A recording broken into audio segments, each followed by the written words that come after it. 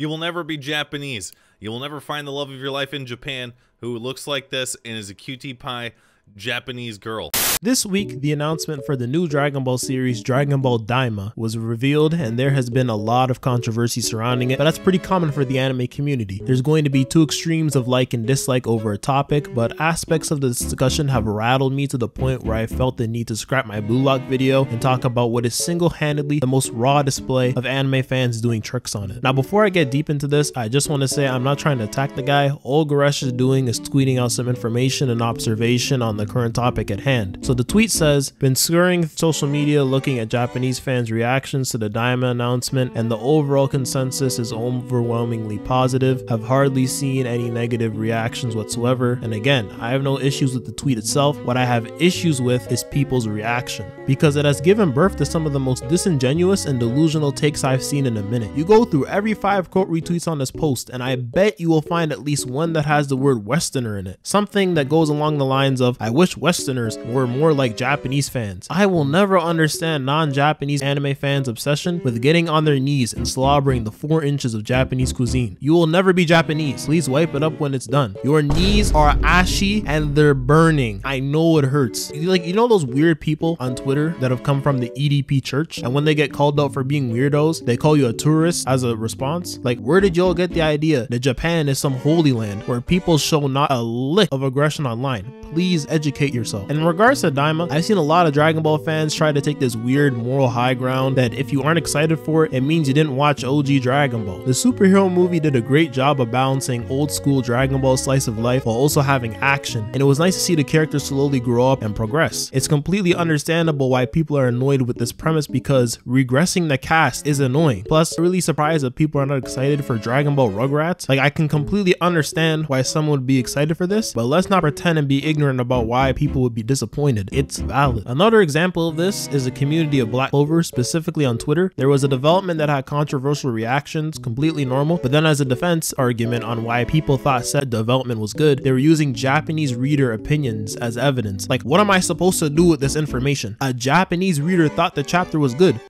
Okay, that's like if Japanese watchers of Family Guy never gave their opinion on the series because it's for Westerners only, or saying Japan is the target market. You see how stupid that sounds? And most of the time people saying this are Westerners. Again, you will never be Japanese. It's so funny to me because there are literal anime that showcase how toxic Japanese fans can be of something. Hell, Japanese fans wanted the director of the Chainsaw Man anime to unalive himself because they didn't feel it accurately represented the manga. Some of you anime fans have to stop putting Japanese opinions of series on this weird pedestal. At the end of the day, we are all humans. It's like that white girl in college that only dates black guys. 9 out of 10 times, she's off, probably a fetishized merchant. And that's the way some of you'll be acting with Japan. Weirdo activity. But I hope this video enlightens some of y'all on how this behavior needs to change, because again, this old reliable of using Japanese opinions as a scapegoat for why you feel a certain way about an anime is corny. So I'm really hoping this video spreads to the masses, because if I have to keep seeing this foolishness, I might turn into Nanami. But that's why I'm here, to keep it real. And if you enjoy anime content that keeps it real, consider subscribing so when I hit 10K, you can brag about being a day one. We gained 1,000 subs in a day. I kept refreshing my tab and the number kept increasing every minute. I was like, where are these people coming from? But I guess y'all see the vision. Got a lot of new subs, so welcome. You're on the journey, and I appreciate y'all for that. I really do appreciate y'all, because when I hit 10K, you will be one of the people that have a confirmed license to day one status, and 10K subs is simply the start. But I gotta get back in the kitchen to cook, gotta get longer videos going on the channel. See y'all, peace.